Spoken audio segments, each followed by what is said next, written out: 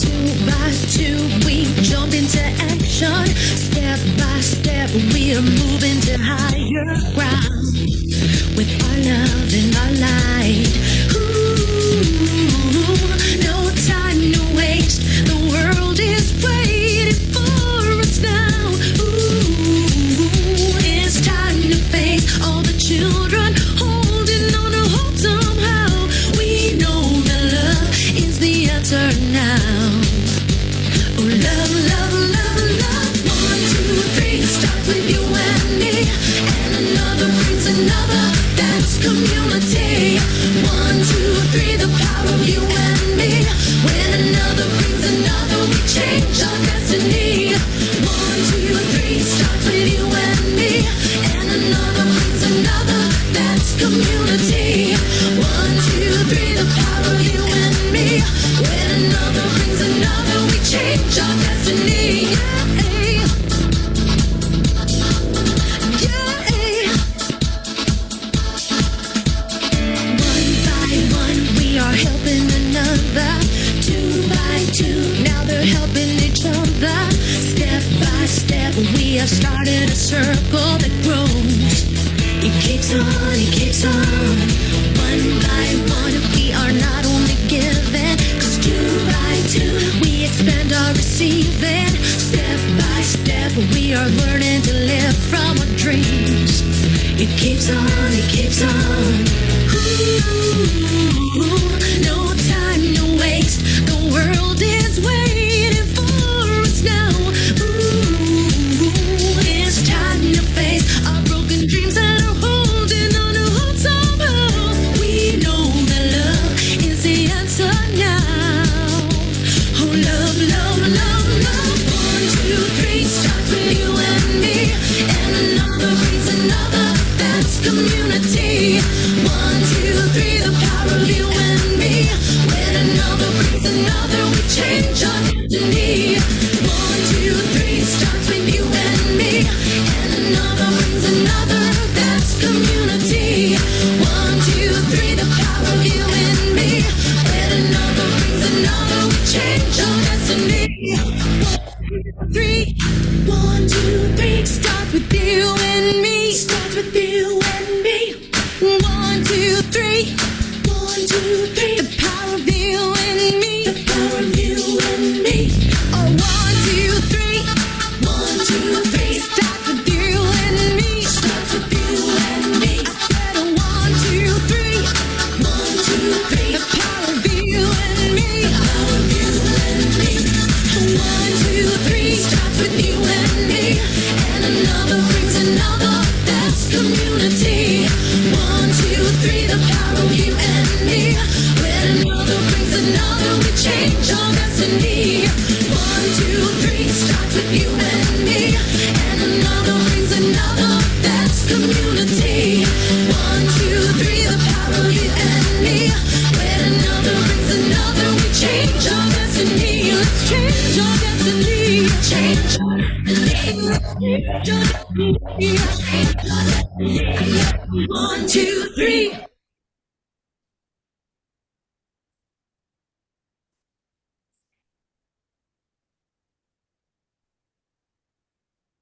Okay. Thank you for that, Brother Pigeon. Welcome everyone. Welcome Pablo. Welcome Eileen. Yes, so we're here to meet and talk about plastics versus planet, or planet versus plastics.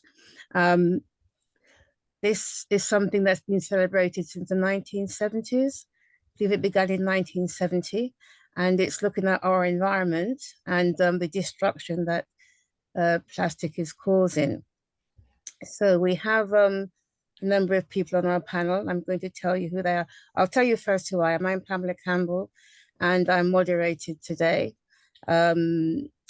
I developed an interest in climate change, having been speaking to Joseph Anton, and an interest in Friends of the Earth as well, Grenada. tell you, I have a degree in international relations and a master's in migration. And yes, I'll leave it there. On our panel today is Dr. Francis.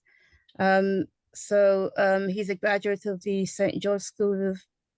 George University School of Medicine, and he has worked as an emergency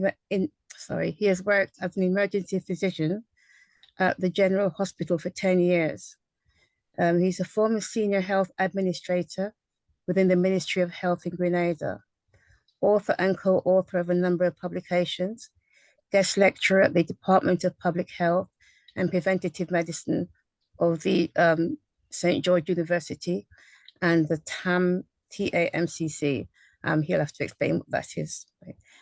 He's currently in private practice as a general medical and public health practitioner. And I don't think she's here yet, but we also have on the panel, I'll just scroll down. Dr. Velva Bowles. She's a medical doctor. She's a clinician scientist who enjoys being civically active. She attended the University of Pittsburgh to receive her medical doctor degree and completed research training at Colorado State University and Concordia University to receive her doctorate of philosophy in health sciences. Dr. Bowles came to Louisiana for postgraduate medical training in internal medicine and pediatrics at Tulane Medical Center and relocated to central Louisiana following Hurricane Katrina. Dr. Bowles is interested in all forms of communication and enjoys working with people and teaching. Most recently, her interests have led her to acquiring credentials in financial literacy support, and she is excited to share basic information about vehicles that provide financial stability for America's middle-class population. Dr. Bowles has numerous blog pages, hosts a blog radio talk show, Getting It Right with Dr. Bowles, where a myriad of health issues are presented and discussed. And she contributes to professional journals and has published 4 books.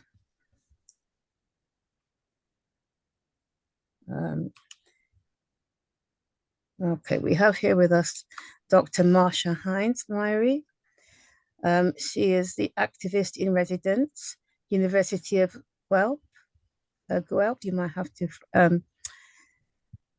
have to help me out with that one, Dr. Marsha.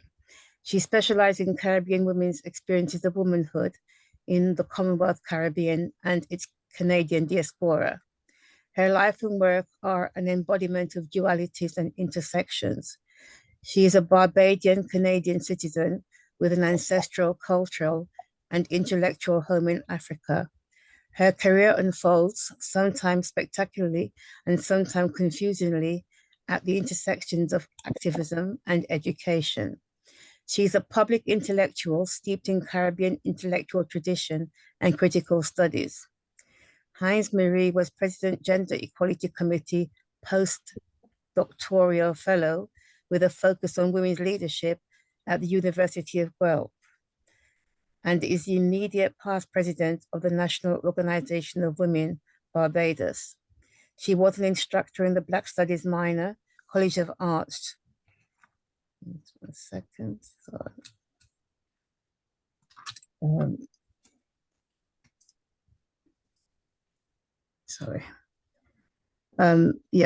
Commonwealth Caribbean. The major focus of the work is to develop and encourage the use of victim-defined services for women and girls affected by various types of gender-based violence, and at the same time removing the burden of eradicating violence from women and victims by forcing greater attention to systemic oppression and a stronger lobby in policy spaces. The philosophical moorings for Dr. Marsha's intersection with equity work come partly out of her PhD research, which focused on the ways in which political and cultural experiences shape the development and creation of intellectual spaces and intellectual thought in Commonwealth Caribbean tertiary institutions. The epistemological surveys that create disciplines in the Western Academy are still immensely uncomfortable for Heinz-Marie, but if required, she would classify her work as womanism, Black studies, philosophy as praxis, and intellectual history. Marcia is mother, godmother, auntie, cook, seamstress, and hopes to learn to garden someday. Oh, got a lot on your plate, Dr. Myrie. Okay, and Professor K, who's also Joseph Antoine. He has a wide range of interests and experiences. Mr. Antoine is the founder of Friends of the Earth Grenada, founded on Earth Day 1991. He has represented the organization at the national, regional, and international level. Mr. Antoine also represented the public on the National Water and Sewage Authority 2008 to 2012. Pardon? In 1995, he participated in an international conference on climate change, Togo, for African NGOs held in Togo, West Africa. Joseph, or Professor K, as he's affectionately known, has worked or volunteered in the field of community development, social work, early and adult education, and culture and human rights inclusive of people with disabilities. In the early 2000s, Joseph Antoine was named as one of the 7 most influential person of the year by Grenada National Broadcasting Network's Homefront Program 2002. He's a strong advocate of lifelong learning, and as an example of his commitment, in 2022, he successfully completed a 10-week certificate program, Climate and Health Responders course, hosted by the Earth Medic, Earth Nurse, and the Global Consortium on Climate and Health Education at Columbia University. And that is the biography of our panelists. I think we should start because I think the others will just join us as we go along. Okay, so I think if we start with Dr. Francis. Dr. Francis, can you hear me? Yes, I can hear you. Okay, Dr. Francis, you'd like to go along out with your presentation, please? All right, well, how is my audio? Can hear you well. Right. So mostly I'm looking forward to the discussion that usually follows these types of things.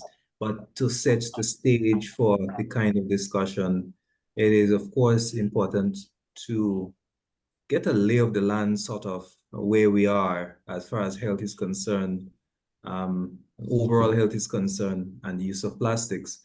I mean, plastics have been with us, for me, literally since the beginning of time. And as the time goes by, we learn more and more about it. And certainly the kind of information we have now is much better than we had before, which kind of makes me feel a little bit self-conscious, because it means then that if at the end of our discussion we determine that there are health, untoward health effects of plastic, it means that for decades we have all been using it already. In fact, in public health, is a very common saying that we only change behaviors after we have killed enough people. It seems as though that's how we behave in public health.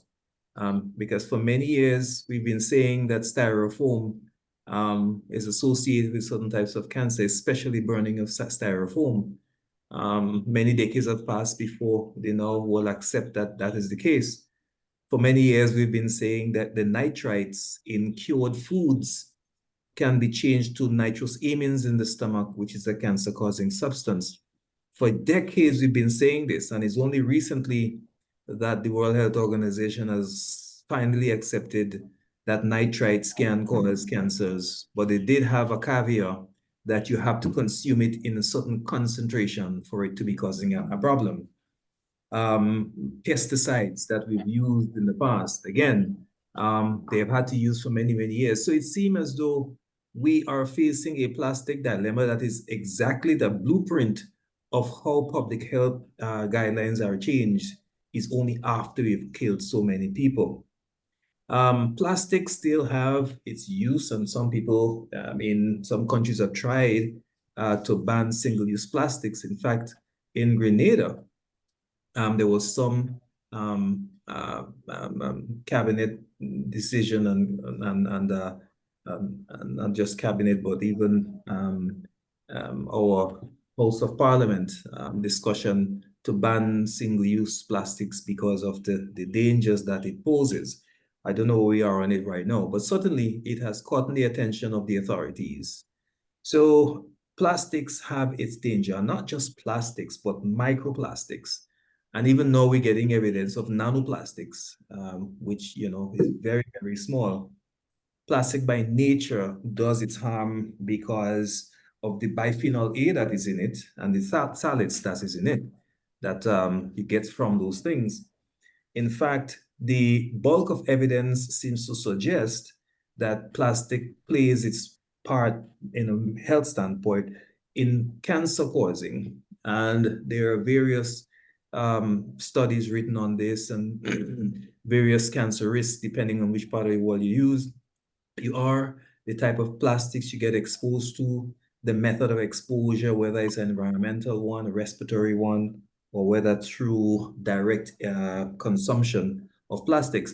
And even if you don't have direct consumption of plastics, we consume food that may have plastics involved in them. And fish is a huge one because of the nanoplastics and the microplastics that those fish consume. So we're aware that there are cancers that are associated with those microplastics. The respiratory aspect of it is quite evident and it's much easier to understand. Much like that of the Sahara dust, where those particles that are less than 25 micrometers, they are actually called respirable dust fibers and dust, sorry. And these are respirable, meaning that you can actually inhale them while you are doing your normal breathing. And these particles creates a cascade of reactions in the lungs, mainly an inflammatory type of reactions. And as you may know, any type of inflammatory reaction in any organ for a sustained period of time, that inflammation will cause cellular changes at the level of the DNA and even at the level of the cell wall itself. And those changes in the cell walls and those changes in the DNA greatly increase the risk of cancers as the body tries to repair itself. And so that's why dividing ourselves too much and repairing ourselves too much can lead to cancers. So the respiratory effects is very real. What many people may not also be cognizant of is birth defects. Because it's kind of like not an easy thought to see how birth defects can be associated with microplastics.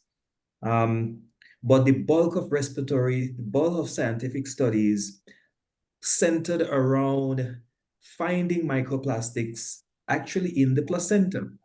And finding microplastics in the placenta obviously tells you that it has been there for a long period of time. And further look into it have actually shown in recent times that it interferes with the organ development within the fetus, within the growing child. And these compromised organ defects can lead to a lot of different things. I mean, obviously it leads to physical birth defects, but because of the ubiquitous nature of what we now seem to see microplastics being found in literally every organ of the human body and the ubiquitous nature, this raises a great suspicion about the possibility of having serious malformations within the organs and even within your brain and how you think and so on. So those are very clear things that we are aware of. We're also aware of of the dioxins that are produced from the plastics. Now, the dioxins are not in plastics itself, but the dioxins are produced when the plastics undergo or are exposed to ultraviolet rays or also exposed to microwaves.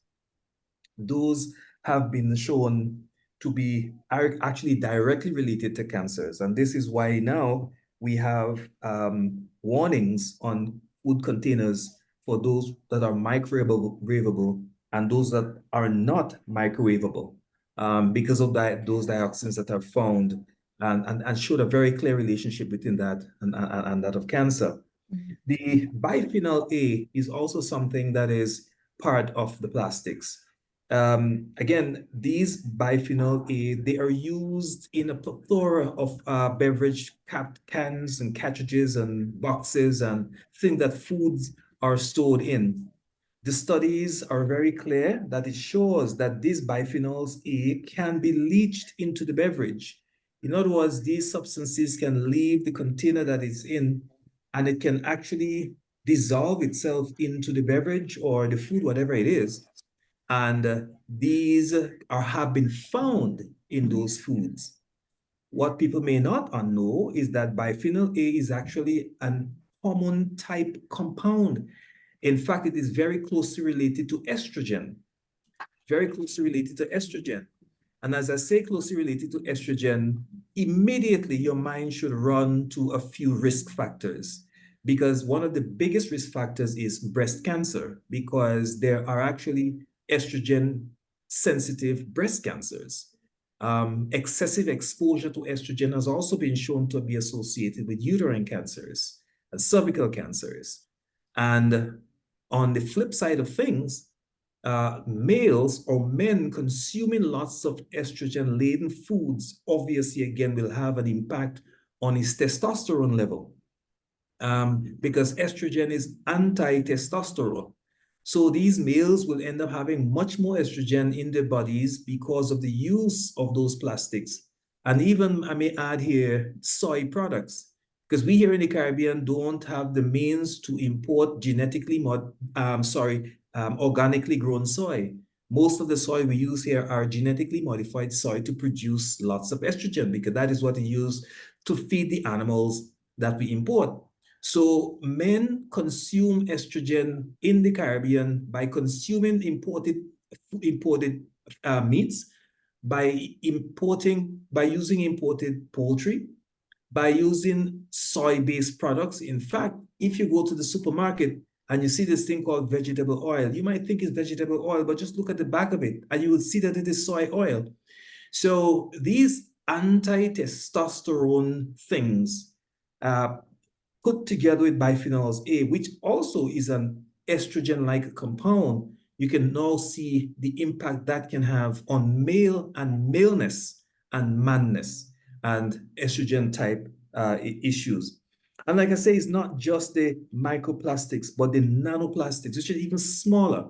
And those have been identified even in the bowels of people. It has been identified in the heart. It has been identified in the liver. It has been identified in blood. And once you've identified in blood, blood goes all over the human body. So therefore, that, definitely you see it's going to go all over the human body. The study further shows that persons who had high levels of microplastics and nanoplastics, they were double likely to have a stroke. In other words, if you consume and you have microplastics, you are more likely to have a stroke than if you didn't have any. And as I indicated earlier in my presentation, because microplastics is ubiquitous, it is found everywhere, including the brain, that again should give a red flag that the brain disease is increasing, because all of these microplastics, what they stimulate in the body is an inflammatory cascade. And a constant inflammatory cascade will cause changes at the cellular level and can lead to disease. And in this case, cancers is one of them. The one that is most close to my heart is the respiratory aspect of nanoplastics and microplastics. because they are respirable. That means they're less than 25 micrograms, and you can actually inhale it into your lungs. Our fibers or ciliary fibers in our lungs that are responsible for wafting off or sweeping off dust that we inhale accidentally, these are so small, they go past those little brush-like structures. They go past them and settle into the lungs, and the parenchyma of the lungs. And that can lead to severe inflammatory processes on the lung surface. And just imagine being exposed to that inflammatory lung passage for months and months and years and years. Eventually, there's going to be something called restructuring that takes place at the lungs, where the lungs have now learned how to deal with this thing, but it learns to deal with it, it eventually ends up with a disease. The reason I'm saying this is close to my heart is because as an emergency physician, the very first death I had as an emergency physician, the very first, was an asthmatic lady who inhaled burning plastics all day yesterday or the day before she presented into the ER because the neighbor was burning plastics. She started to feel sick the night before. Her son asked her and said, please, let's go to the ER. Please, let's go to the ER. She did not because she was very hard-headed. It is only when she collapsed at home in the morning, unconscious, that's when he raised her and bring her to the ER. And unfortunately, I was the attending physician on that day. That lady, we tried the best we can. Her lungs was literally clogged with mucus because of the inflammatory process. We intubated her, tried to get the mucus out there, but it was just too much, too long, and we couldn't save her. And that's why this part is very dear to my heart, because this was a direct effect of what the plastics have done on the inflammatory process on the surface. The last one I want to end on is the phthalates. These are some of the precursors of plastics. In fact, we call them plasticizers, meaning that they're what they use them to make the plastics. The studies have shown that persons who are exposed to phthalates, which are the fiber precursors and are found in the plastics, they are more likely to develop diabetes. And why they're more likely to develop diabetes is because, as we indicated earlier, these microplastics are hormone-like substances. And as it turns out, this particular hormone-like substances, it is found to interfere with the fat regulation in humans. And because it interferes with the fat tissue and the regulation of fat tissues, these persons end up getting obese. And as a result of getting obese, they develop insulin resistance. And insulin resistance is what leads to the diabetes eventually. So phthalates are very dangerous for us. It increases chronic diseases and does help us to develop diabetes. I'm going to end on one good note. And the studies have shown, interestingly, that these substances, these phthalates, these biphenyl oils, biphenyl A's, and so on, they are actually eliminated from the human body by sweating. It's eliminated from the human body by sweating. I hope you understand what I mean by that, because it simply means by exercising and forcing yourself to sweat is one way of protecting yourself from the harmful effects of those phthalates and those microplastics. I thank you very much, and I look forward to the discussion. You're muted. Yeah. Yes. Thank you. Thank you very much, Dr. Francis. I just did not understand or realize the extent of the reach of and the harm that plastic can do. I mean, it's mind-boggling. It really is. Right. I don't know if anybody has any questions at this stage for Dr. Francis, or whether we want to leave it to. Are you with us all evening, Dr. Francis? Yes, I am. Okay. Does anyone have any questions for Dr. Francis? No? Okay. Yeah, doctor, in terms of, can you explain, I just came across that information just Saturday. I've not been able to internalize it. Maybe you have alluded to it in what you said. How plastic cause the disruption in the endocrine system. Yes, It causes a disruption in the endocrine system because the compound itself, the nanoplastics and the microplastics, the compound itself is an estrogen-like compound. It's not estrogen, but the chemical structure of it is similar to estrogen. So when that goes into your body interprets it as estrogen. But you have your own estrogen in your body. So this external estrogen can sort of offset the hormones axis that are in you, because these hormones, especially in females, these hormones from the pituitary gland to the thyroid gland in the neck to the adrenal gland over the kidneys and to the ovaries, these hormones must be aligned in a perfect manner to be able to have something like a period or to have pregnancy, to achieve pregnancy. By having exogenous estrogen or additional estrogen from outside of the body come into the body, that offset the cycle and in turn leads to hormonal imbalance in the human. Gosh. Can I ask you, because the rise in dementia everywhere, do you think plastics have a part in that? There you go. This is why I told you the discussion is going to be far and wide, because once you touch the brain, definitely anything that has to do with cognitive development and cognitive development in terms of children and cognitive decline in terms of the adults and elderly, it definitely plays a role, because remember, each of those particles, there's inflammatory process around them. And inflammation is never good. Inflammation is never a good thing, no matter which part of the body you're in. Yeah, I've seen the effects of dementia. My own uncle had it, and it's absolutely devastating. And to know that, you know, the use of plastic could be contributing to that is really disturbing. Thank you, Dr. Francis. Does anybody else have another question for Dr. Francis? If not, we'll move on. I don't think Dr. Velma is here. And we can move on to Dr. Marsha Hines Marie. Welcome, Dr. Marsha. Thank you very much. I was hoping that I got to follow Dr. Francis, because he set a good pitch. So I think I can bowl some, you know, fancy balls and look nice based on how he has set me up. A lot of the information that Dr. Francis put on the table is where I wanted to go. And when we hear about, you know, women's advocacy, women's activism, there's this way in the Caribbean that we're still pushed to the margin of the society as these miserable women. You know, these women that want to take over the world, take over Caribbean men, all the things that you hear.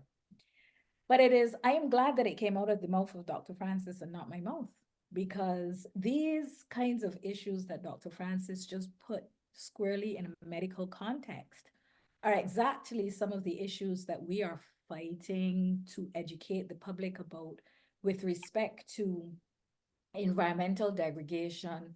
When we think specifically about plastics, as we are here tonight, all of what he has said are the concerns that we have.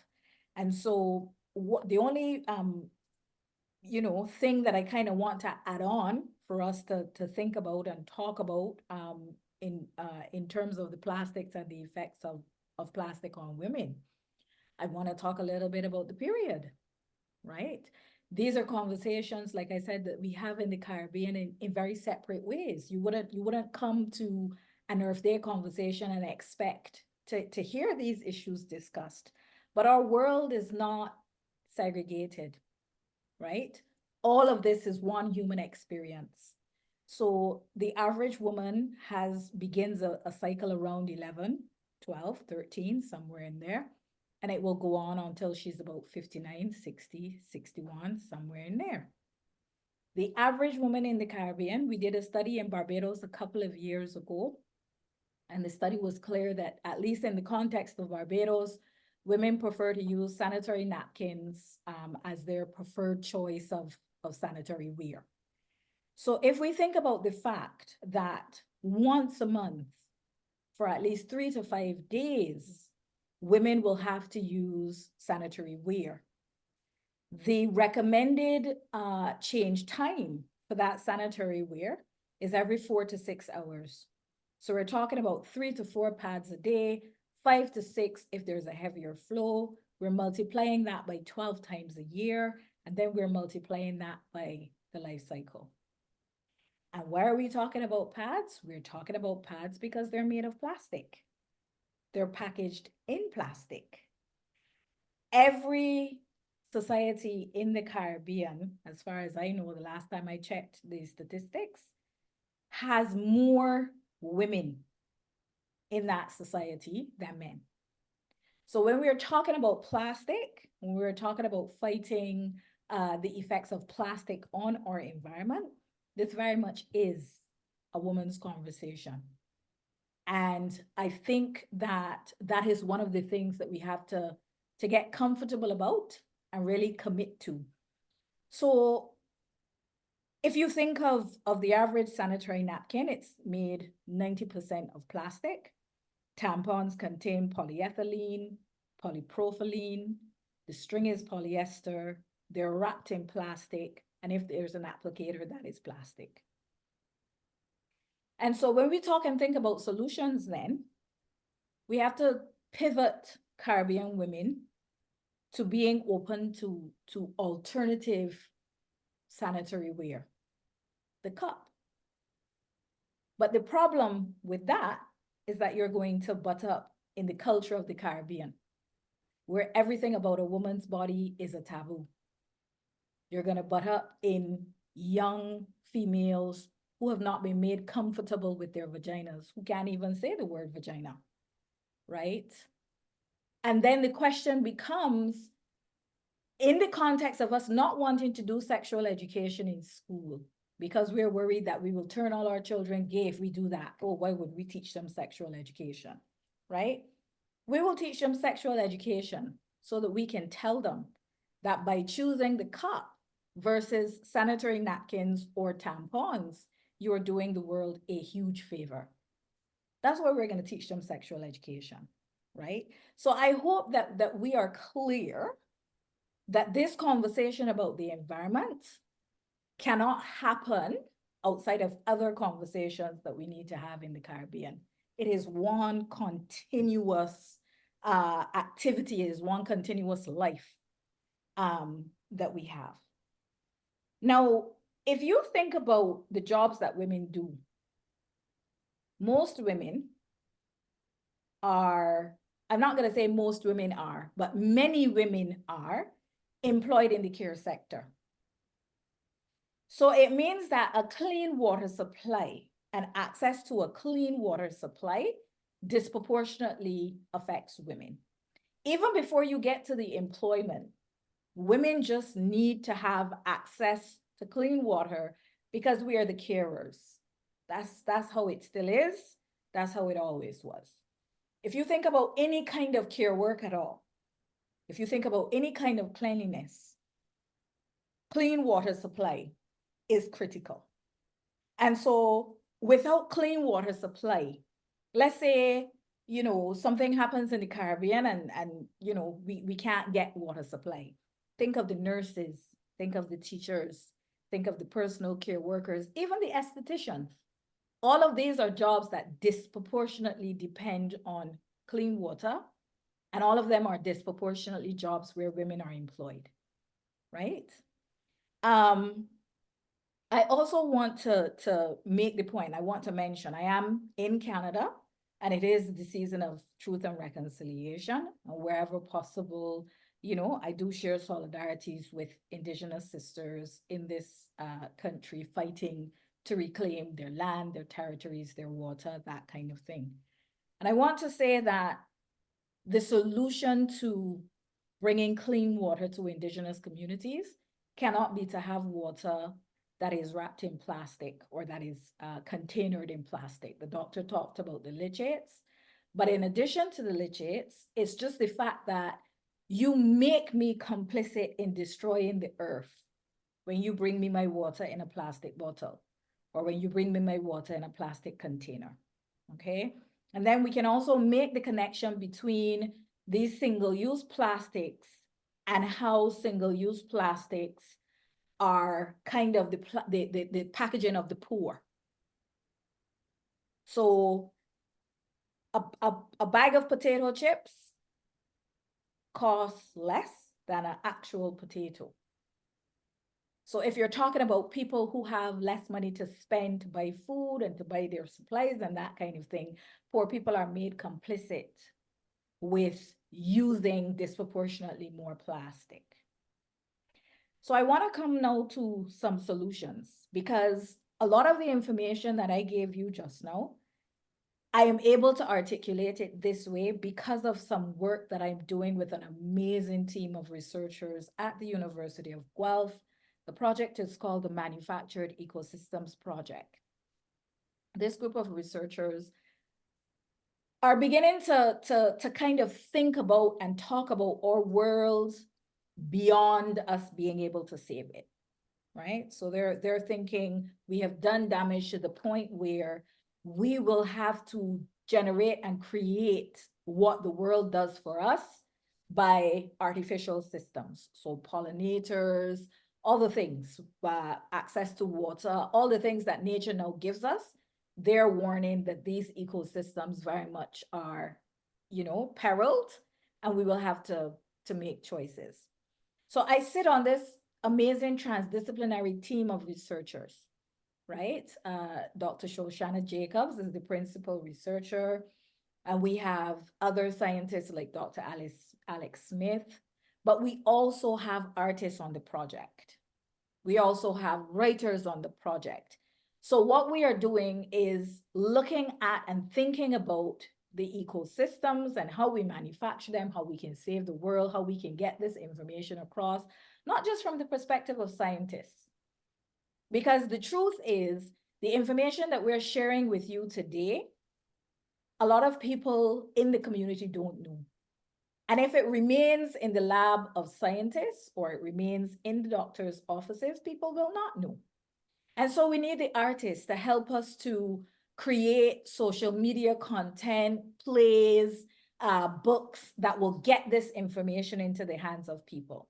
And I think that as we talk about and think about solutions, which is where I kind of want to end off my presentation, this type of transdisciplinary approach to questions of the environment is critical. We have to stop talking beyond each other or beside each other and talk with each other. So the only thing that I would ask Dr. Francis to do is that the next time he makes this presentation and he is giving the information that he just gave, call out the disproportionate effect on women. Say that it is an issue of gender. Say that these issues are women's issues, because that leaves less for me, the miserable activist, to do, and it's coming from a medical doctor, so people are inclined to listen. Another solution, Dr. Jacobs, when I was talking kind of about this presentation and preparing for it, and I said, well, what are solutions? Tell me solutions.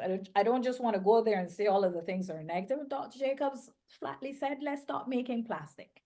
Let's stop producing plastic. It is such a huge problem that we need to stop, not reduce, right? Not change the type or way we make it, just stop making it. And I think we have to put that on the table, because at the end of the day, in the context of the conversation that we're having, we are long past piecemeal approaches. Now, the way that the environment is also a very gendered issue is that a lot of the damage, like I just said, we are being made complicit. When I say we, women are being made complicit in doing this damage. So I just gave you kind of the rundown about, sanitary wear and this and that and whatever, but it goes further than that. There's a very big gender stereotype in the way that almost everything that we use is packaged. So if it's packaged for a woman, there's a belief that it needs to have more packaging, fancier packaging, more coloring, all of these things that use plastics, crude oils, these things that are detrimental to our environment. And so one of the solutions has to be, especially, I'm a Black woman and I'm a Caribbean woman and I'm talking to a Caribbean audience.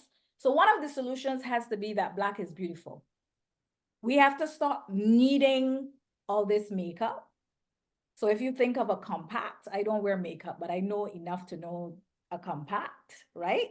You use it for maybe a month, maybe less if you put on more makeup, and then you toss the compact in the garbage and you go and you buy another one, right? Eyelashes made from plastic, wigs, plastic. The cap that you put the wig on, plastic. So all of these things that we put in, you know, not me again, but some individuals, you put that in your hair, it comes in a jug, you use the jug, you toss the jug.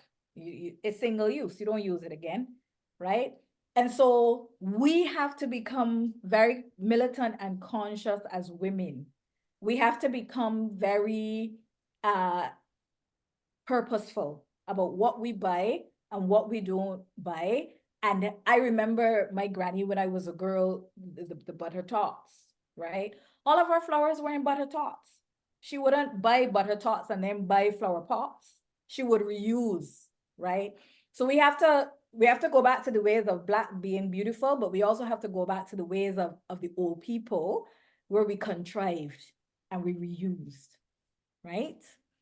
I want to end off with you know, the government of the Caribbean, because as much as we talk here at the level of activists and engaged community partners and that kind of thing, the governments of the Caribbean have to get serious about the issues of preservation, you know, setting regulations and that kind of thing. And they're not doing that right now.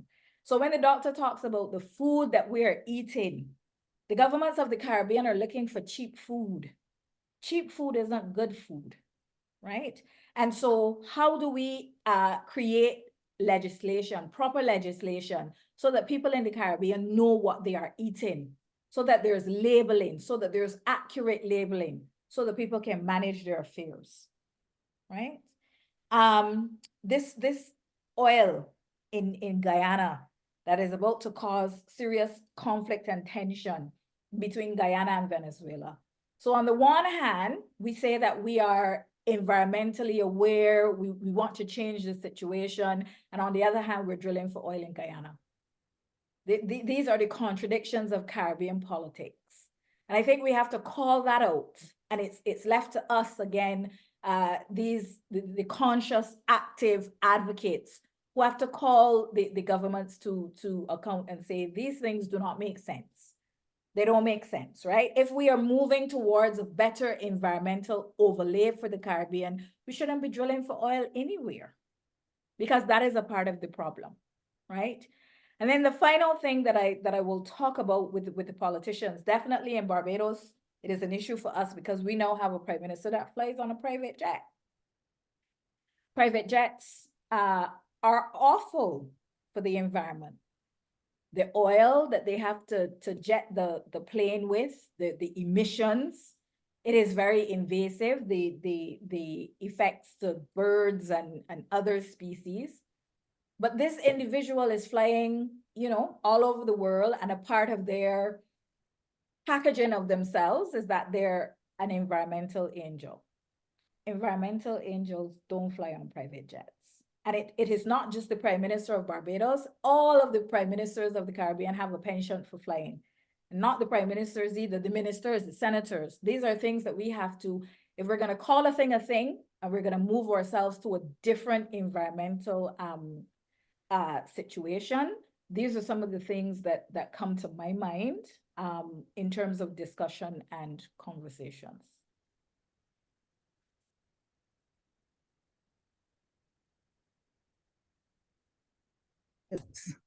Okay, thank you, Dr. Marsha. I mean, that was really interesting because I hadn't actually thought of it of plastics from a woman's point of view. So that's really insightful.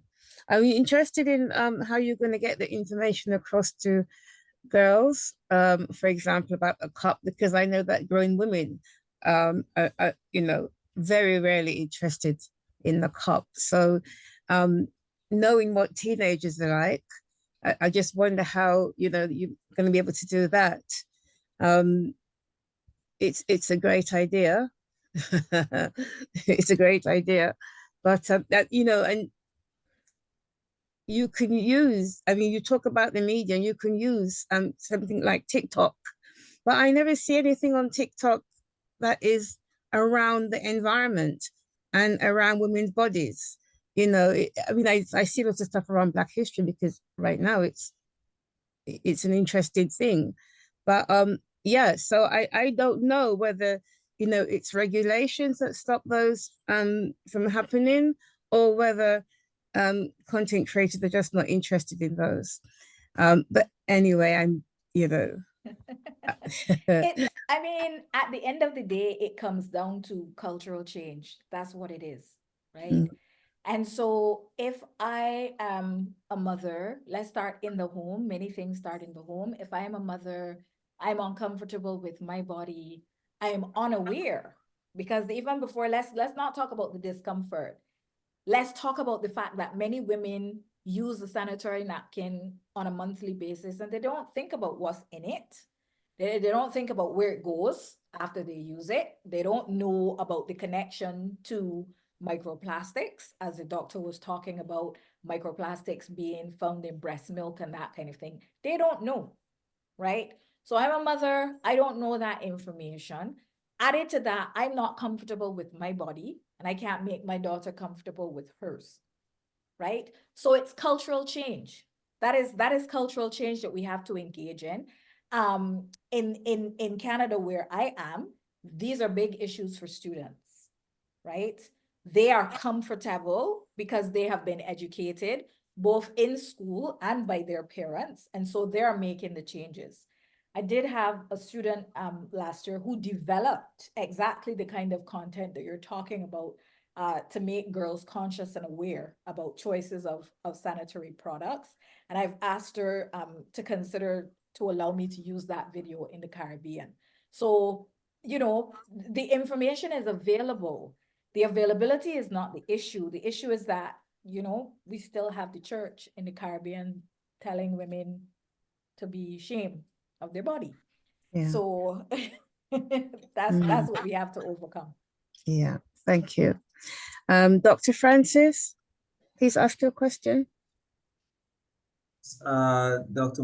Murray, I am elated, absolutely elated, because I am a kind of men's health activist here as well. And sometimes I'm able to show how society goes against men and how the system is set up against men and so on. And so to hear you put into context the disproportionate effect that plastic have on women, I have never thought about it. So I promise you, I'm going to take this on board in my future public lectures because it is correct. It's absolutely on the money. So yeah, thank you for that little insight there. I love it. And thanks again. Really appreciate it. I appreciate you. I appreciate you. And there are effects to our Caribbean men as well, you know, and Yeah. I also put that into my presentation, this issue of synthetic estrogen Yep. and what it does to sperm count. Yep. This Yep. is the information that my brothers need so that Yeah, they can man. make choices about the kind of underwear they wear or Yep. or not wear, Yeah. right? Yeah. I preach it So here. there's a whole conversation that we have to have. There's a whole Yep. conversation. Absolutely. Thank you. Thank you, Dr. Francis. Does anyone else have a question, please, for Dr. Marsha? No. I think you did your job so well, Dr. Marsha. Everyone is now thoroughly educated. They have no questions to ask because they know it all now. I was just knocking on the pitch that Dr. Francis rolled. I thought it was just me at first, but some people have said that yeah. Kemachu Gorin needs to mute To mute. themselves. Yes. Because there's so much going on. There's a lot going on in Excuse me. Excuse me. Can you mute yourself, please? Can it's I usually mute her? Christchurch. Um, You can't get to anything because yeah, I've muted her. I don't. She realizes. Okay. Well, if there's no other questions for Dr. Marsha, I'm going to go on to Professor K.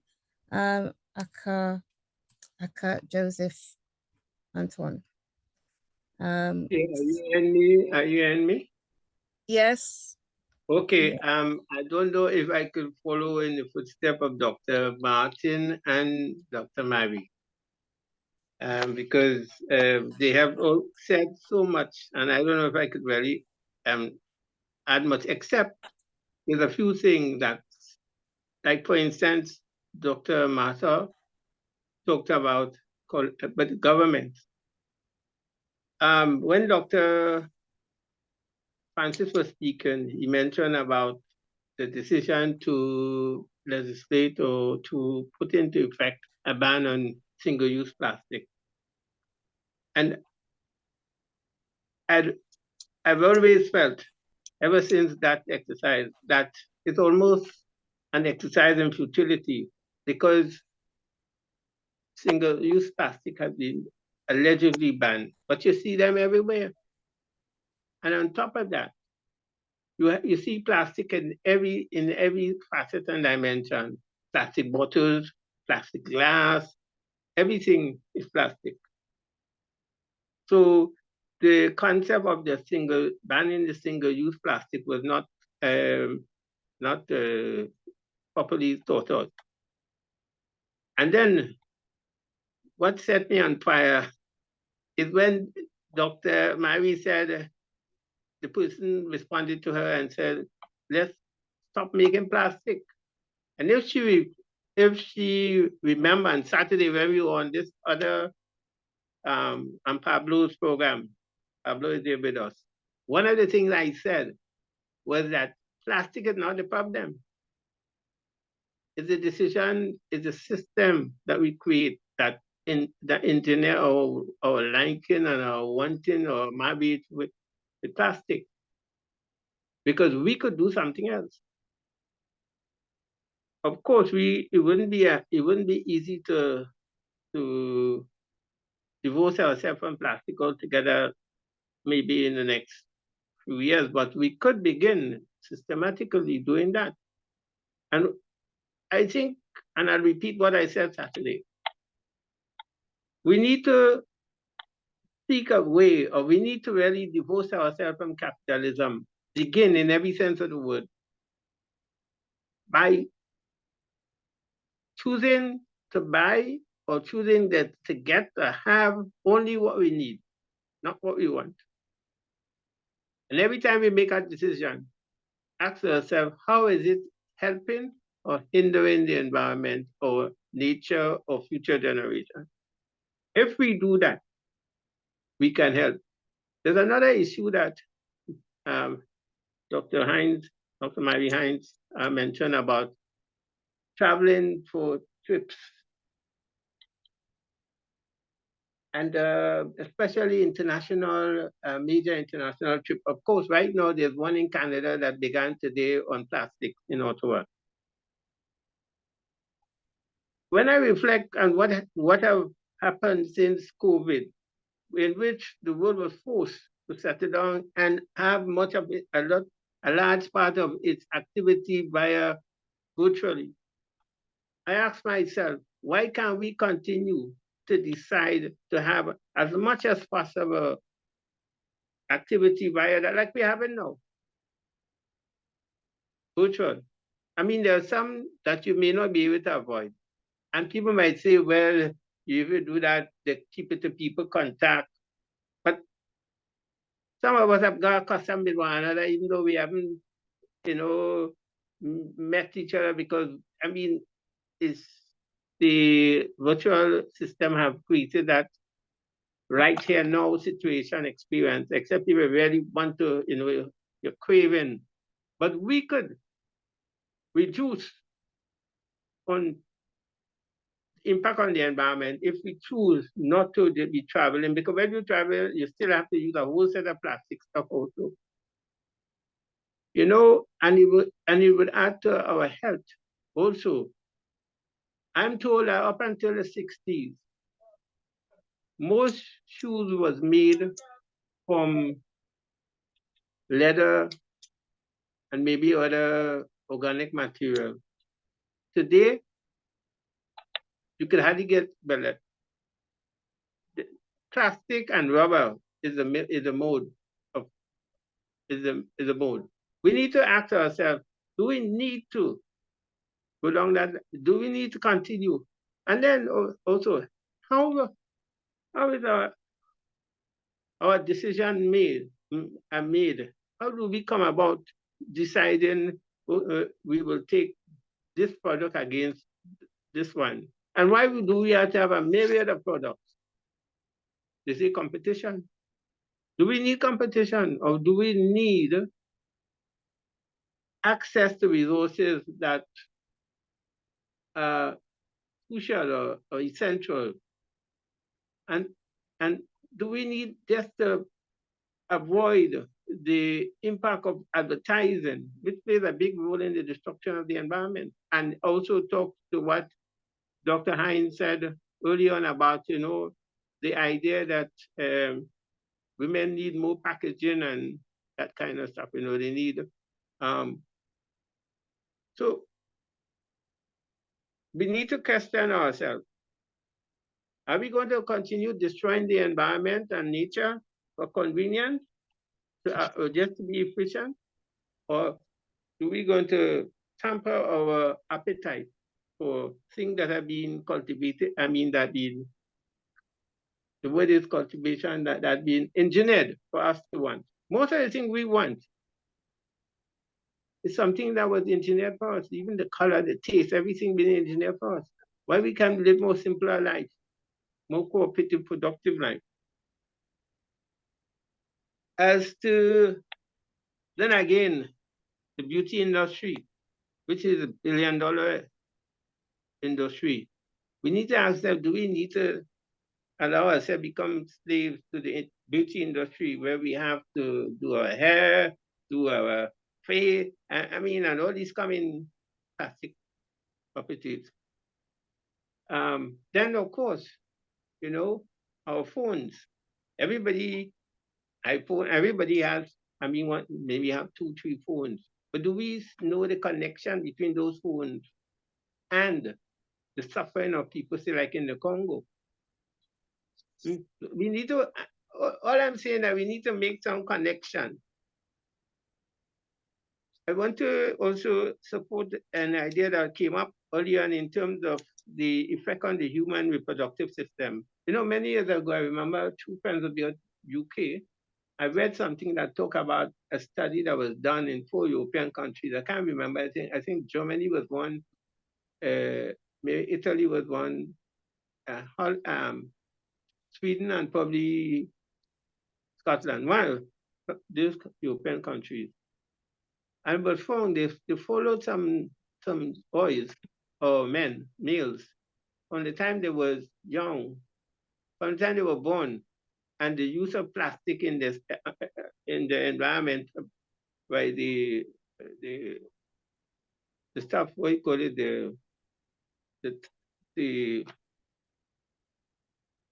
the diapers, or what, and from the diapers, if I should call it, or the sanitary, but forgive me, the diapers and so on, what they have a word, fancy word nowadays, young people, people use, anyway. But from that time to adulthood, and they found out significant number of the men had low count, which affected their sexuality. So, and that was years ago. So it is affecting us, and people, people are falling down with cancer these days, almost like, rainfall, and people are thinking, well, God taking life, God given, God take. But we are killing ourselves. And of course, we are complicit, as Dr. Mary said, by allowing ourselves to be duped into wanting and acquiring things that is against our good health. Now, in terms of water, for instance, almost everybody now flashes a bottle of drinking water, a plastic bottle of water. We ask ourselves, where this goes? It goes in the environment. It affects the fishes. It affects it creates condition for mosquitoes and all that kind of thing. All these things we need to examine. So we need to also to ask ourselves, I mean, to find ways like Marshall and them is doing in Canada. How can we make life much more practical in spite of and not requiring the use of all these plastics?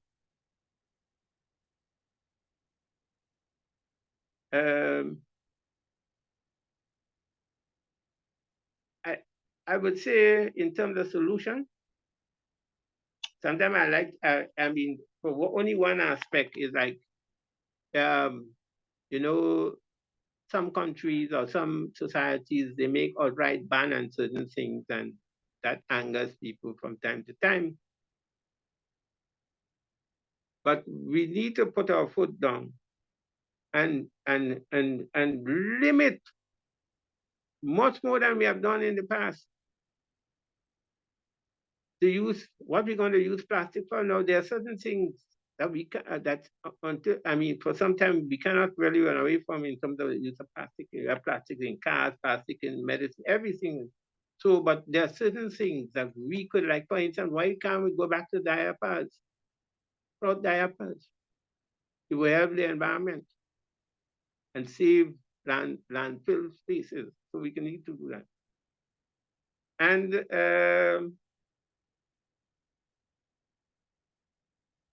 we need to have a campaign, not about reducing plastic. I think it was Pablo who read in his program on Saturday a statement from the Earth Day that says the aim is to reduce plastic by 60%. And I said, this is greenwashing. We need to not like how we are saying net zero by 2050.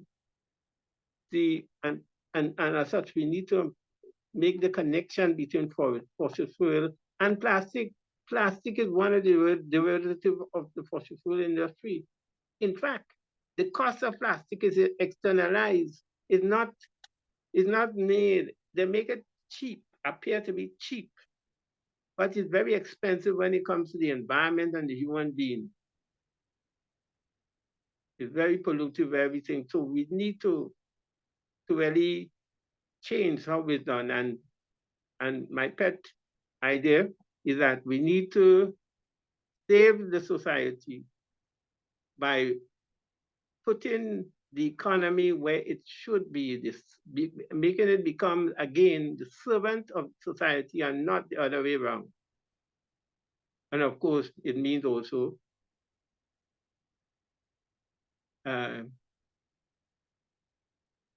doing something about capitalism. We can't continue. All the programs that we have to have a solutions, whether it's in climate or wherever it is capitalistic. Continue the damage, give fossil fuel, give subsidies to the fossil fuel companies and all kinds of things, and let's wait until 2050 and all this nonsense, you know. We need to do things right now. And I'll stop here because I don't want to bore you too much. But I'll be willing to answer any question.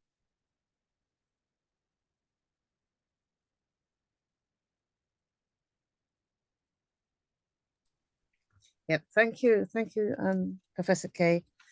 Yeah, I mean, it's interesting because, you know, I was born in Jamaica, and I remember as a child taking bottles back to the shop and then getting pennies or whatever they were for them. So we didn't have the use of plastic in such abundance. So, you know, it's a simple thing. But I don't know whether that's been done in the Caribbean still or whether it's completely gone, and you know whether plastic is just completely taken over. But that's something that we could go back to.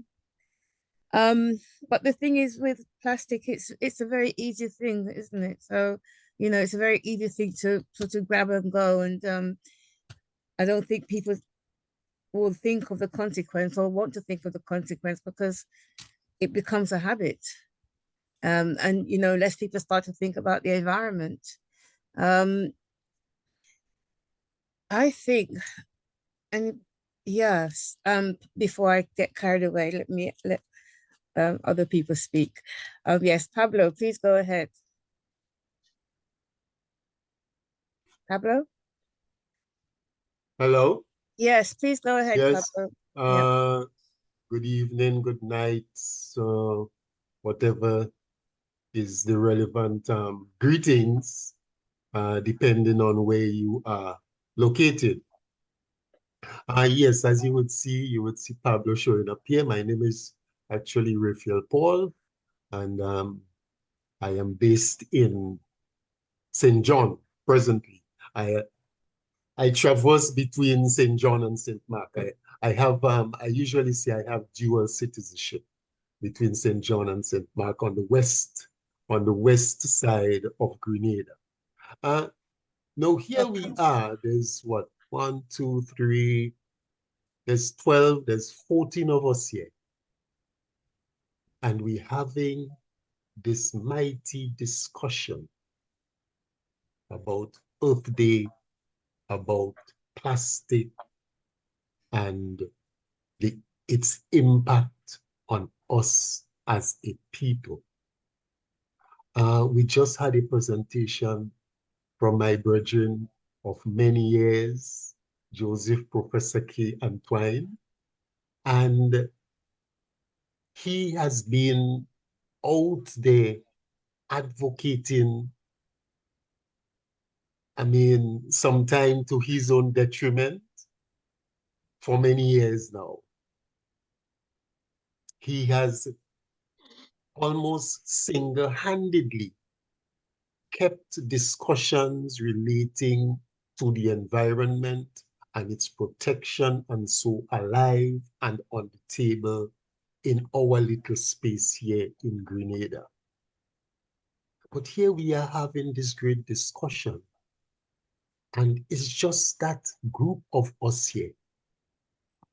The vast majority of Grenadians have been through the day-to-day without even any cognizance of the fact that today is Earth Day and the significance of it, what the focus is, and the whole conversation relating to plastic and its impact on us, on our existence, our human existence.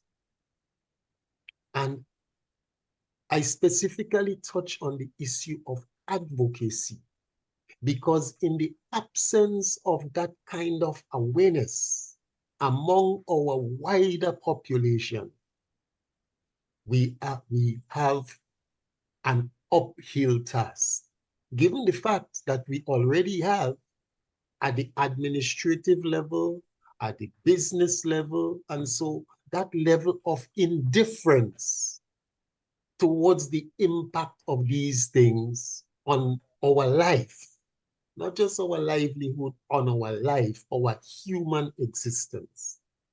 And it is therefore imperative that those of us who are functioning in these spaces like we have here now, be able to take this advocacy to another level, where we will be taking such information into the communities, having our people at the grassroots level more engaged, more involved, raising awareness, and so on.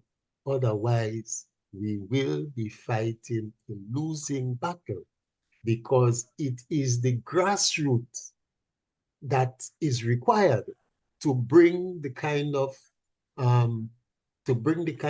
influence and to bring the kind of pressures on the decision makers, so that these issues can be adequately addressed. So I think one of the things that we need, that should come out of this conversation here, is how do we as grassroots people contribute to that sensitization focus. Thank you. Thank you, Pablo.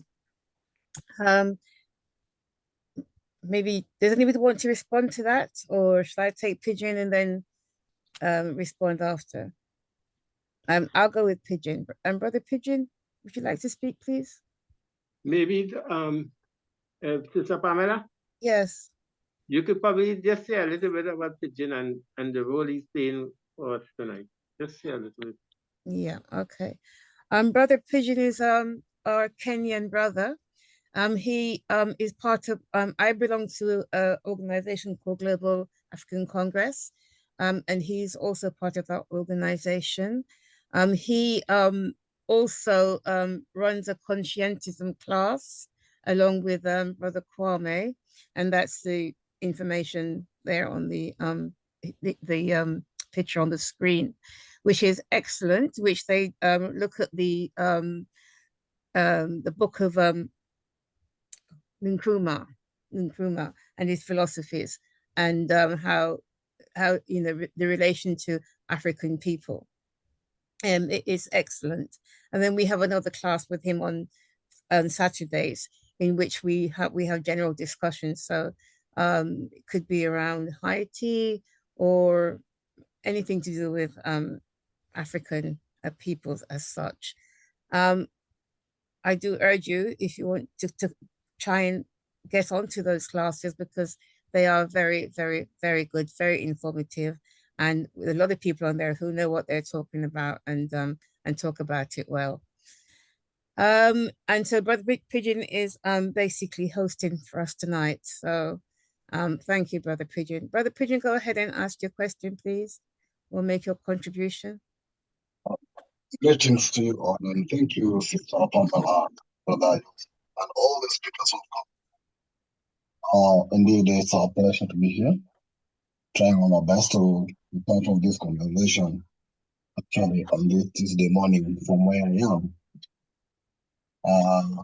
Permitting me to say that apart from all the notifications or information that have been given about me, I am a member of the World Trade Organization, the Kenyan National Trade and Trade Barrier Committee, and I'm also a member of the National Standards, which is sanitary and sanitary measures. In fact, in this committee, we check on the notifications of trade, because we look at effects of whatever measures are put in place in regards to trade, the trade flow, and how will it affect the trade. And the issue of plastics actually came very seriously in our latest meeting that took place on February, when we were going through the notification from UNICEF to WTO, and the USSM. Sorry, Brother Pigeon, we're having a little bit difficulty hearing you. Okay, can you hear me? Yes, a bit better now, I think. Yeah. Okay, I'm saying, apart from sitting in two committees in the national level of the country under the WTO, which is the National Trade and Barriers Committee, Technical Barriers to Trade, and the Committee on Sanitary and Phytosanitary, we have actually had a serious issue on plastic. It came up in the recent meeting we had in February, on when US actually did a notification to WTO, informing WTO that they want or they aim at reducing the procurement, sale, and distribution of single-use plastic products and packaging, with a goal of actually phasing out all single-use plastics products. This is a notification which was issued on June, sometimes back June 8th, 2022, by the Secretary Orders, which is the SO 33407. Now, when we checked at it in regards to WTO, we were looking at how is it going to impact trade, especially on the developing countries. There's a measure in WTO called the preferential treatment, especially to developing countries. And this actually ensures that the developing countries do not actually be phased out of trade due to measures made by developed countries that can hinder their trade volumes. Now, most of Africans and other developing countries still use a lot of plastic in terms of packaging for food products, water, and the rest. So the argument was, yes, we understand what it is doing, but in terms of their development and their scientific development, they have ability of alternatives. What are the alternatives available within the developing countries? And how do such measures affect the flow of trade? So as we actually discussed today, the issue of plastics, it is actually very important that we check on what alternatives do we provide. and what alternatives can be safe measures replace actual plastics in developing countries without interfering with their volume of trade, and at the same time ensures that their health measures and safety is guaranteed.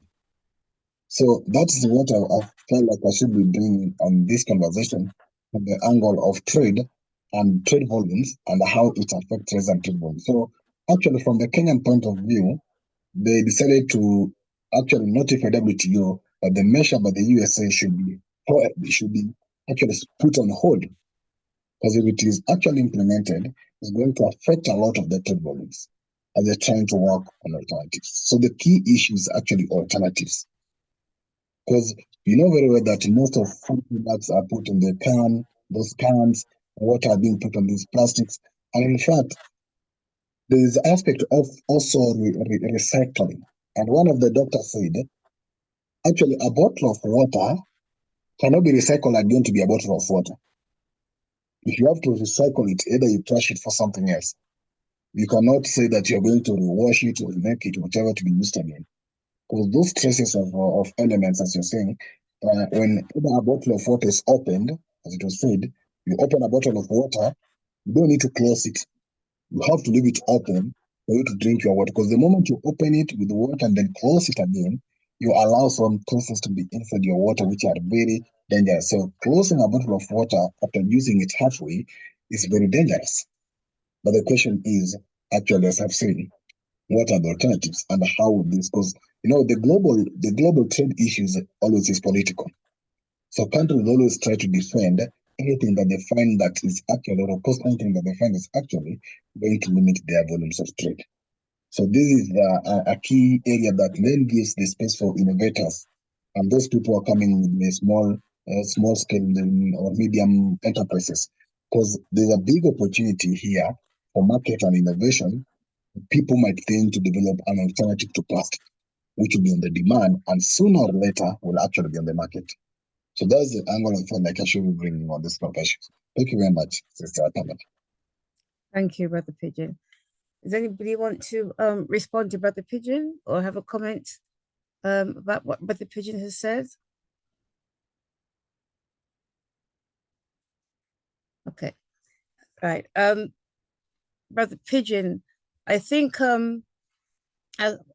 if I understand you correctly, you're saying that the plastic is even more plastic is coming to Kenya.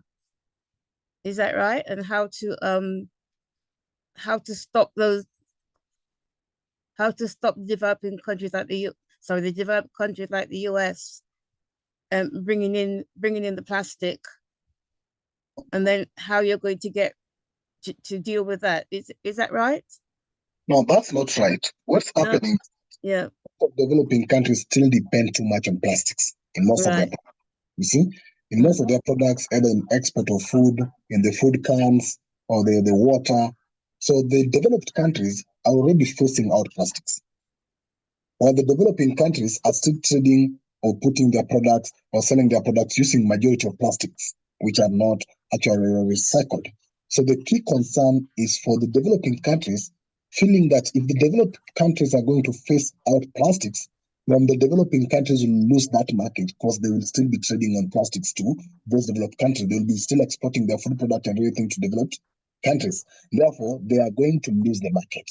And that's what they're saying, that there's an article in the WTO that allows what we call preferential treatment, that then the developed countries must enable developing countries to actually meet what they want without unjustifying putting them out of the market. So if actually the implementation of plastic is put by developed countries, it will be seen as a barrier to trade.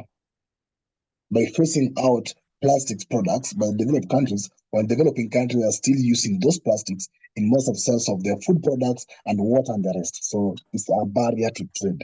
And therefore, there's a need for a serious help by developed countries to help developing countries to phase out plastics, because they still depend on plastics. And the question now is the alternatives that the developed countries can use as they try to phase out plastics to meet the market without interfering with their trade volumes and their trade issues.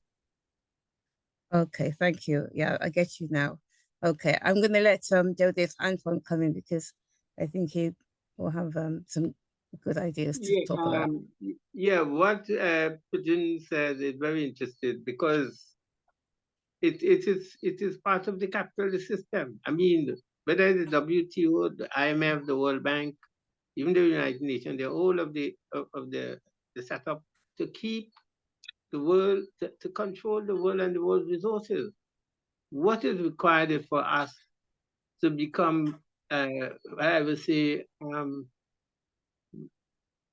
Marsha said earlier, we had become militant, and militant, yes, but militant using our head, minds and heart in a way that we have never done before, because people still, I mean, they go around in meetings and say, yes, you know, we need to do something, but it's like with the situation in Grenada, we had this ban on plastic, on the so-called ban, but there's no, except maybe in the supermarkets, there's no sign that this thing is taking effect. And when you look everywhere, it's plastic in every sense of the word. And I want to make a connection with that, with, for instance, as the developed, mainly Western world, try to deal with the issue of fossil fuel, of emissions, they're getting rid of all the vehicles, all the old vehicles. And of course, people think, well, you know, if I can get a vehicle for that, at that cost, I'll buy it. The cost to the environment and to the human health, you know, I've been heard on the radio saying at times, a vehicle have more rights than me. A vehicle could pollute my lungs with the exhaust. But if I decide to become a madman and decide to stone the vehicle, I'll be put in the madhouse or be put in prison. So we have to find ways, and the thing about it is that we have to be able to tell our people the truth, regardless what people are still hesitant to saying the truth. And I really admire both Dr. Marsha and Dr. Martin. I mean, whenever they are on any platform, they're not afraid to say what they have to say, you know. But I know people are very careful, they have to be cautious and all this nonsense. We must, by necessity, decide that we are not the only people that are going to live here. We have to clear the way. We have to make sure that the future generation has a basis to live. We are making help for the future generation. And Pamela, you mentioned about, you don't know whether about the bringing back the bottles and so on. Until a few years ago, we used to do that in Grenada. And the same government that banned the plastics, the same government that gave Coca-Cola the right to just trade in plastic bottles for the soft drink, for the carbonated drinks, and phase out with the recycle, I mean the reusable bottle. And in fact, to me, all of that contribute towards unemployment, because when the bottle was there, people used to collect bottles, go and they get a little, what we call a panquai, I mean a little something, or in Trinidad, some people have a job as a work, as a trade. So the leaders we have are leaders of no substance, by and large. They take instruction from above. You know, today I heard a piece of news about Mia Motley telling the people of Barbados and maybe by extension the Caribbean, don't frighten, prices going down. You know, in spite of all the problem you have, it's going down, you just won't feel it yet. I mean, and everybody knows prices are going up for whatever reason. She's trying to deflect, saying things are getting better. So we need to tell our people the truth and tell our people, you know, I was told years ago that after the Soviet Union collapsed and Cuba lost the substantive support from the Soviet Union, there were a lot of problems in Cuba, including the pollution of the Havana Sea or the Havana, Harbor, something like that. And Fidel, the late Fidel, spoke to the people and said, look, either we clean this up and save it, so, or we leave it to and the people join in and help save Havana, the waterways in Havana. We could do that. I want to come in here. I don't think the global north has anything to offer us with respect to changing our relationship with the environment or plastic. I also don't think that we will see any phase out of plastic in the developed world.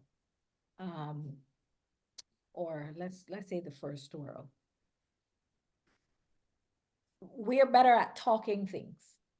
Yes, we do recycling in Canada. I shouldn't say we do recycling, we do separation, right? So you have your organics that go out on one day, your plastics that go out on another day in another bin. We do that. But when you look at the percentage of that material that is separated, that is actually recycled, it is very small, right? In addition to that, even here, like I was saying, in Canada, in relation to Indigenous peoples that live in what they would, what they would describe as remote areas. And that terminology is problematic and it is very colonial. But those Indigenous populations that still are able to preserve their life and their culture away from cities and suburban centers and that kind of thing. The government of Canada doesn't have effective ways of getting them clean water supply. And so they are complicit in, having to use, like I was saying, more bottled water, more water from plastic containers and that kind of thing. Access to safe, clean drinking water, there's no benefit to Canada as Canada sees it to fix that issue for Indigenous people, right? The interest is in damming the water from Indigenous people and lands so that they can bottle it and sell it to, the third world and whatever. So I do agree with Joseph that a lot of the way that this question and answer is set up is around capitalism and stepping back from capitalism. And the first world can't help us with that, because the success of the first world is inextricably tied to the maintenance of a capitalist and colonial system. And so coming back to kind of what Pablo was saying, because I think the conversations are connected. Each one teach one. Each one do something differently, because the answers that we're looking for to these questions are within ourselves. There really is no one that has the interest in the third world, in the people of the third world, in Black populations, in brown populations, such that we will become important, that they will want to give us proper food, proper water, proper medicine. That just is never going to happen. And so I think community action is important. Education is important. People can't act on what they don't know, right? And then we have to, I was having a conversation with Dr. Smith this morning from the same Manufactured Ecosystems Project. And he said, I'm teaching my students that this world is not ours. We live among the species. There are many more species that inhabit this earth and that we live with than they live with us. We're just one species, right? And so he is trying to change the whole concept of who is intruding on whose space, right? And so all of that is the reconditioning of our world from that very hierarchical, they came and conquered here or discovered here or whatever. It changes our relationship with the world. And once we change our relationship with her, and I do think she's a her for a reason, right? then it makes it easier for us to find some of the solutions that we're looking for. I take what you're saying, Brother Pablo, about the size of the group. But the reality is that it's always a small majority. You know, it always is. There was one Harriet Tubman, there was one Martin Luther King, there was one Nelson Mandela. You keep going. There was one. It's never gonna be, these are not mass movements. They're not. It's always going to be a very strategic small core. And then we, the strategic small core, have to figure out how we are going to satellite the information out. And so, you know, I always like to also say that, yes, it is daunting to do something like this and to only see 13 people. But if those 13 people, I saw quite a few, you know, there's a Gail here, there's a Kema Chua, you know, there's a Eileen. I'm thinking all of these are, they seem to be female representing names. And so if each of these teach a daughter, if each of these have a conversation with another woman, you know, it's that's how we build it.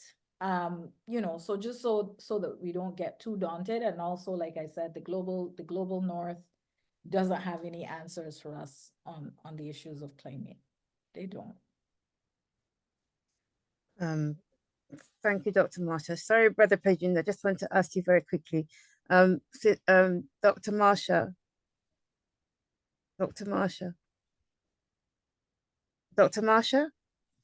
Hi. Yes. What's it? You said that somebody's teaching some students. What age are the students? Oh, I'm at the University of Guelph, so Right. our Okay. students are 17 plus. Okay. But I do a lot of work in the community with 12-year-olds, 12 to let's say 16. And I do some work, you know, with my son's school as well. He's just leaving the elementary school system. And so university is a good age, but I do accept that, you know, there's also a conversation that has to happen with high school students and, like I said, community groups and that kind of thing as well. Yeah, thank you. Because, you know, for me, I believe that the children should start learning about these kind of things the minute they enter school, because it begins to seep into their minds. It becomes second nature.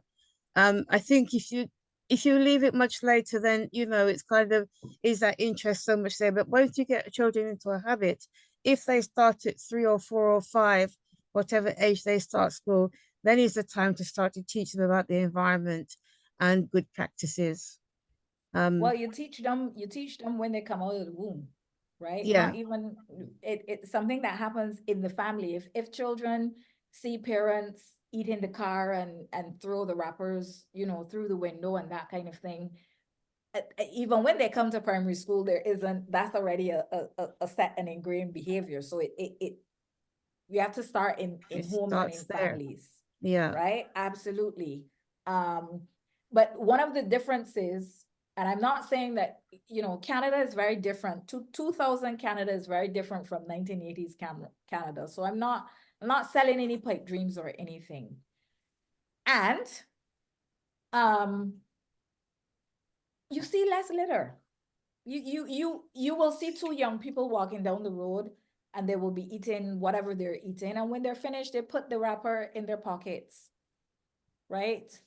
It is awareness and it is education. Like I said, that's what they've seen their mothers do. That's what there's value in doing in the general society. But it also is a self-esteem thing, right?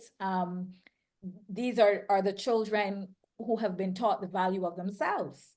And the children that we have in the Caribbean that are doing something different are the children that are struggling with the value of themselves. So this is why, you know, I'm also saying that this conversation that we're having here tonight doesn't start with what somebody does with a wrapper. It starts with how we make Black boy children and girl children valuable so that they behave valuably.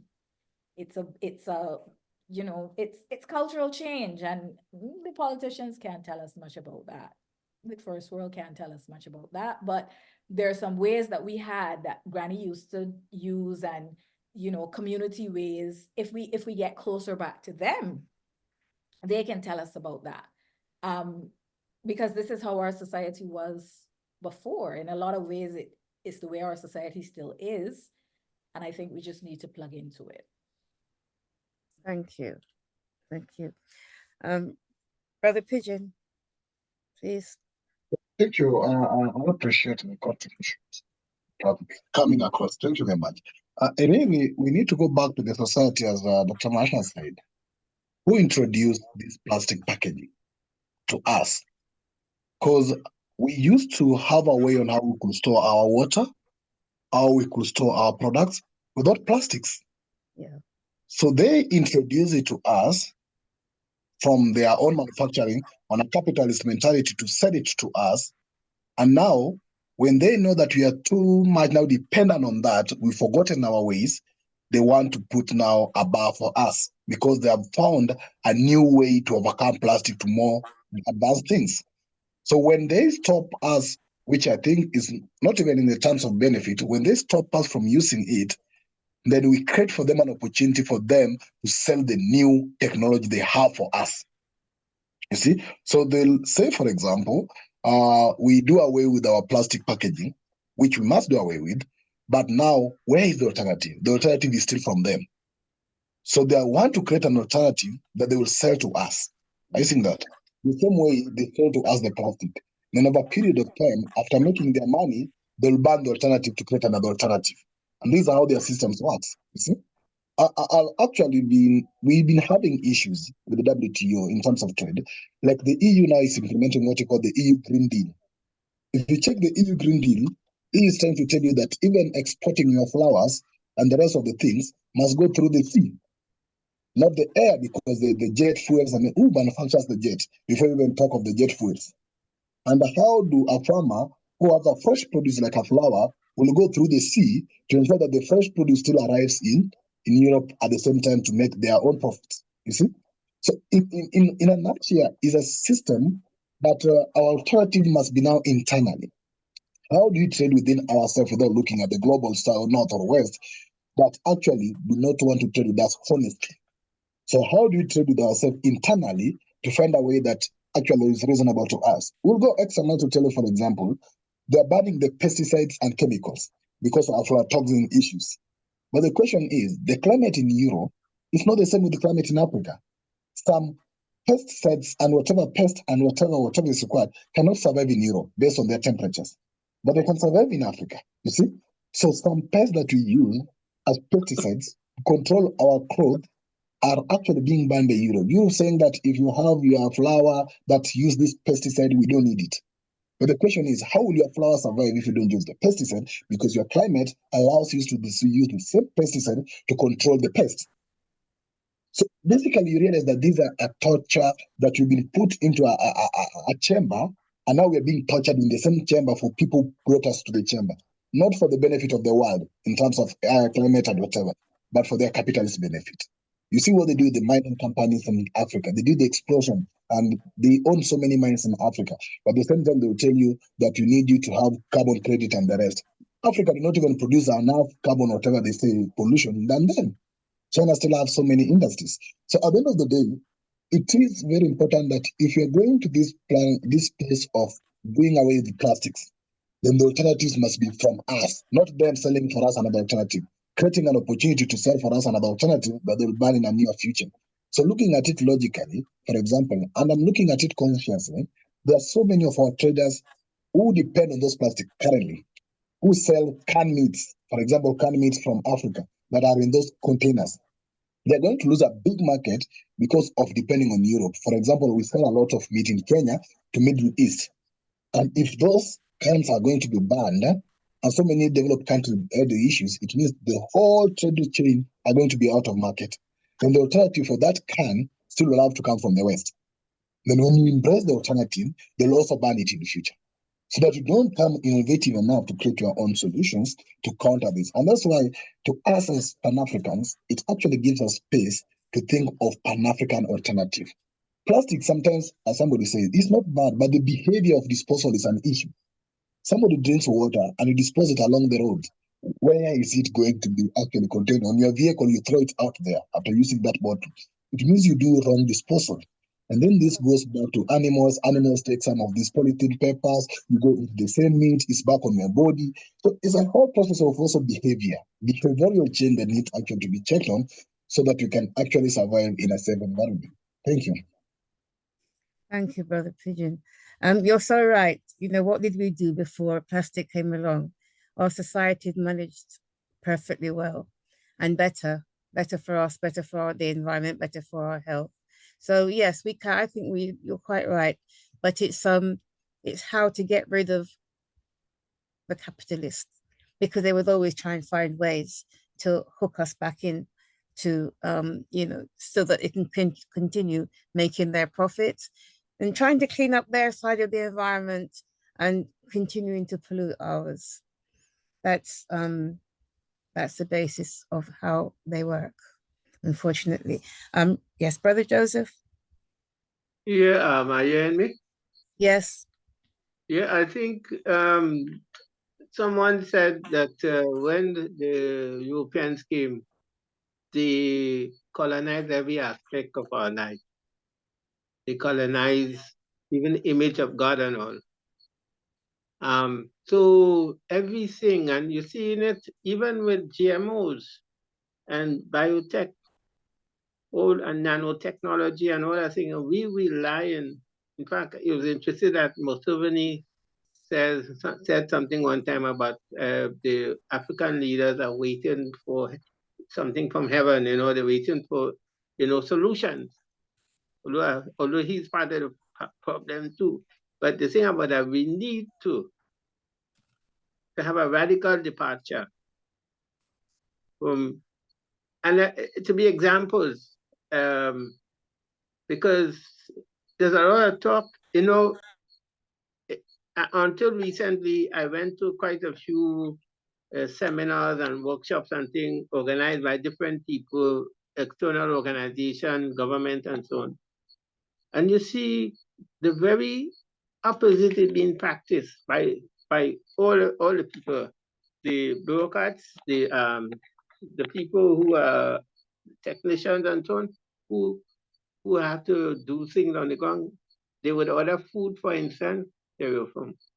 I mean, everything is bottles, plastic.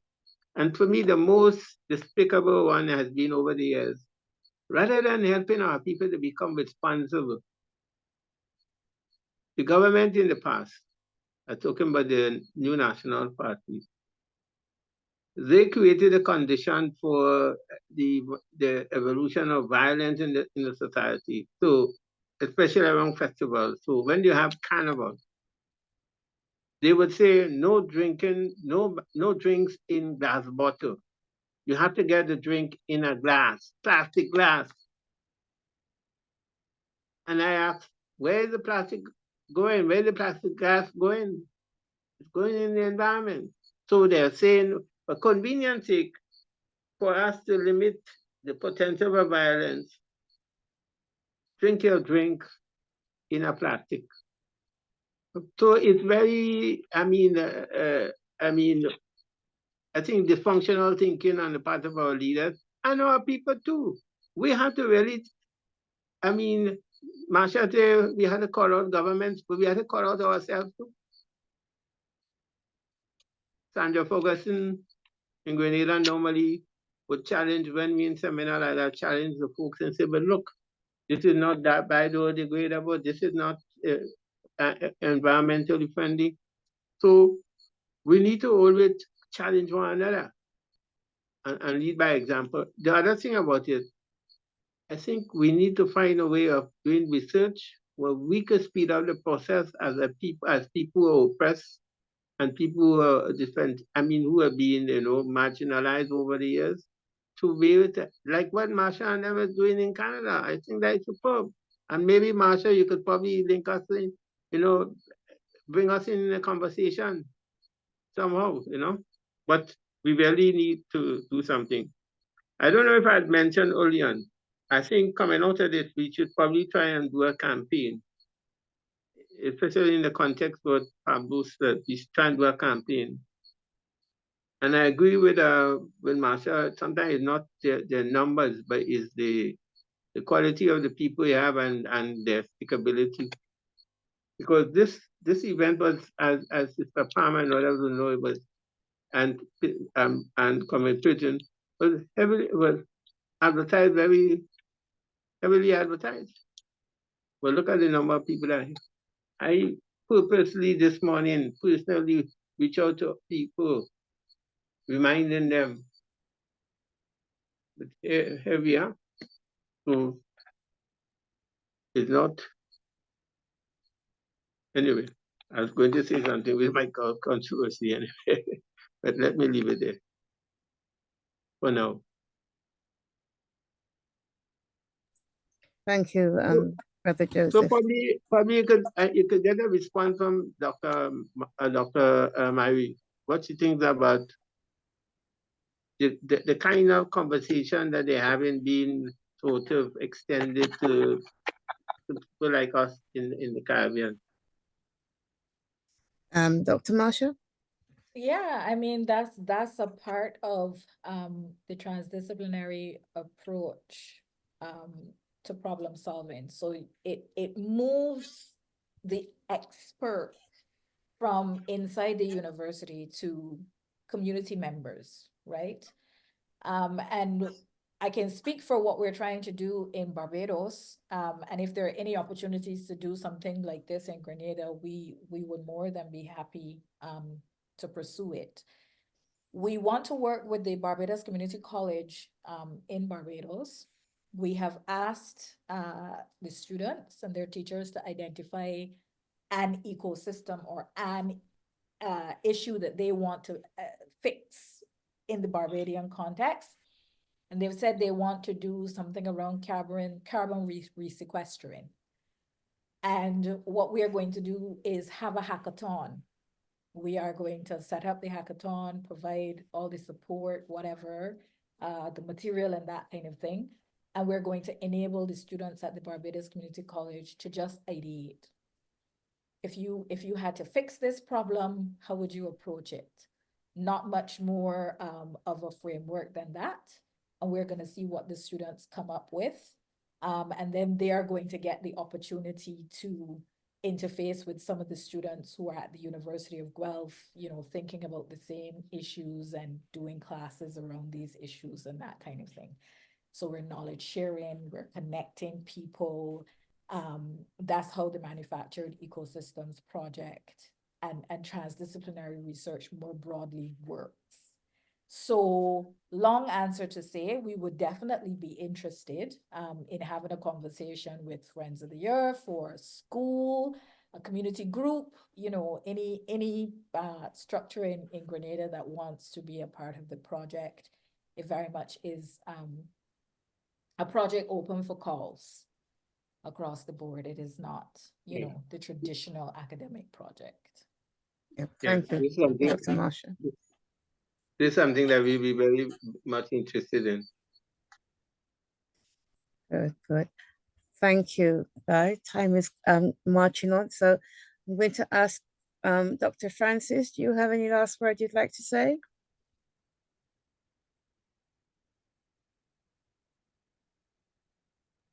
Yes. What Dr. Marie mentioned about the few, that actually caught my attention as well. The masses are not the ones that makes changes in life. It has always been the few, the very few who hold on to something that we think is important and stick to it, and then you make a difference. So I feel even if we don't have the entirety of our populations on tonight, the fact that we're having this kind of discussion grow seed that we can use to make differences. So let's not feel that our work and our discussion is going untoward. Certainly, I take away many things from this and would use it in my public lectures as I go forward. So thank you very much, guys, for sharing tonight. I really enjoyed it, and we'll take away stuff from it. Thank you very much, Dr. Martin. Well, I've learned a lot too, and you know, I've learned about I didn't know that plastic was so prevalent. I didn't know it was getting into our lungs, affecting every single part of our body, our hearts, our blood, and that makes you sit up and take notice when you hear those things.